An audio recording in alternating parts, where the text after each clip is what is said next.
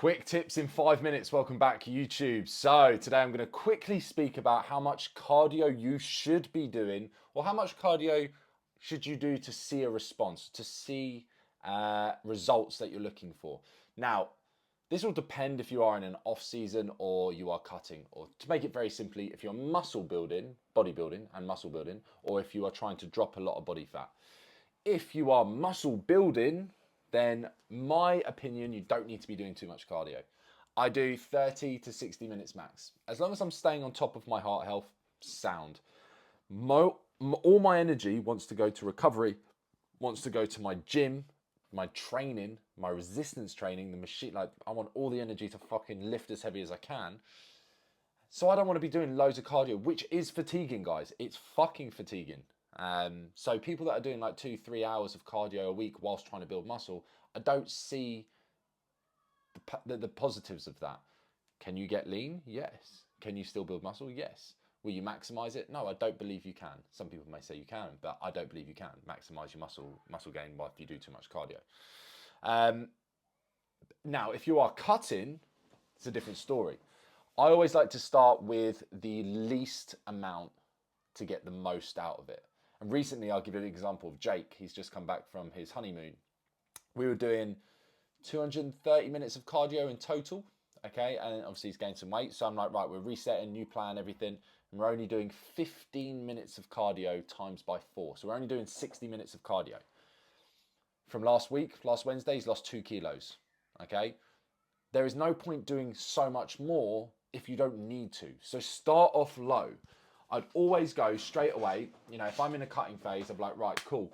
I'd always start clients at a minimum 10 minutes times by 4 or 15 minutes times 4. Let's get 40 minutes to 60 minutes of cardio in for the first week. Then you've got to track your data, see how you're doing. You want to make sure you've still got energy for your logbook and your training, your resistance training, your gym, all that type of stuff. But there's absolutely no point starting a cutting phase and going, right, I'm going to do 300 minutes of cardio. I'm going to do an hour cardio a day. Why? One, you're going to fuck yourself up because it's a massive shock to the system. Two, you're now depleting yourself so much that your training will be affected. And what do we know? Training is what's actually going to keep the muscle. Now, if you do, I literally just had a consultation this morning with a guy who did loads of cardio. He didn't do much resistance training, but he always does cardio and just loses all his muscle. And I said, of course, because cardio is not what keeps your muscle, like your arms, your shoulders, your back, your muscles, your back muscles and arm muscles. Your resistance training will. So you want to prioritize your resistance training, your actual training, and the cardio is the cherry on top. So a great start is 15 minutes times 4. What cardio machine? Up to you. Stairmaster's quite good. I always like to kill clients off originally on a Stairmaster. Obviously, a 110 kilo geezer doing Stairmaster will be a terrible idea, so you want to put it less impactful. But like a 60, 65 kilo woman, probably a Stairmaster would be good because they're smaller. So 15 minutes times 4 is a great starting point. See how you go for the week, maybe even 2 weeks. If you're dropping body fat consistently, brilliant. And all the other things are equated, like your nutrition's on point, your steps are on point. Remember, the 2 biggest factors of fat loss are your food deficit, dropping your food first, your steps, then it's your cardio on top. Well, technically, it's actually the thermic effect of food. So you actually burn a lot of calories eating food as well. So if you have a high protein diet, you're actually going to burn more calories doing that, digesting food, than you are cardio. There will be a carryover to the point where you're doing quite a bit more cardio that will overthrow that. But originally, at the beginning, the amount of calories that you burn digesting food, high protein especially, will burn more calories than cardio.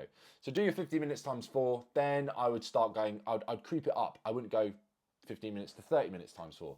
You'd go 20 minutes times 4 or 25 times 4. 10 minutes is a big ask, but that's as big of a jump I would go, depending on time frame as well. But you never want to just go straight in 60 minutes per day. Think of it like you're landing a plane.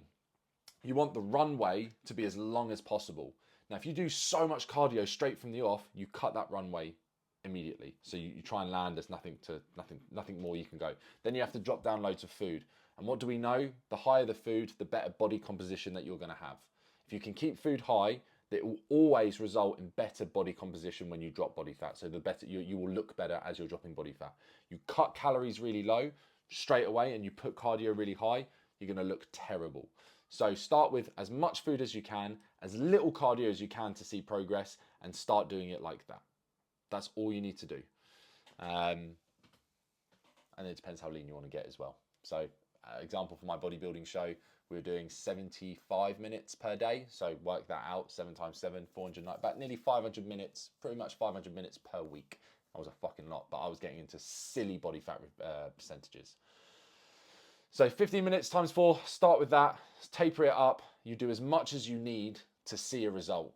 But remember, if you've done 30 minutes of cardio, you burn 200-300 calories. You can easily eat a muffin, that's like 400 calories. So stop trying to overly do your cardio if you haven't got your nutrition on point.